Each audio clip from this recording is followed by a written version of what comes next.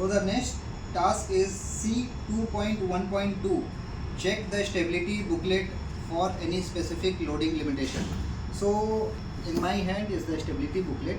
So इसमें क्या होता है loading limitations, मतलब कि क्या क्या limitations है कि आपको वो सब कार्गो जब लोड कर रहे हैं तो वो चीज़ का ध्यान रखना है। लोडिंग लिमिटेशन कैसा है कि अगर कोई cargo hold, adjacent cargo hold अगर लोड कर रहे हैं तो उसका जो लोडिंग मास है दो कार्गो होल्ड का वो कंप्लाई करना चाहिए।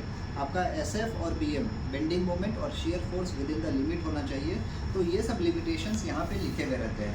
For example this is the stability manual, okay, this is the stability information booklet. यहाँ पे बहुत सारे कंडीशंस दिए गए हैं, okay. For example multiple loading condition, okay, फिर उसके बाद में ग्रेन लोडिंग कंडीशन, और यहाँ पे भी grain loading condition when we are full bunker. तो ये सब चीज़ों में यहाँ पे सारा चीज़ लिखा हुआ रहता है, बेंडिंग मोमेंट कितना है, सारा कैलकुलेशन, एक एग्जांपल कैलकुलेशन किया हुआ रहता है।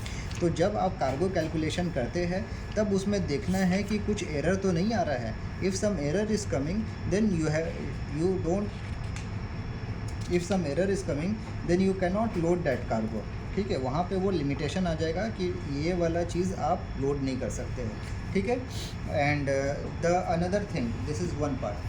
Another thing is if you go to some vessel, for example if you are sailing in ore carrier, तो ओर कैरियर का लिमिटेशन है कि वो they cannot carry the grain cargo, okay.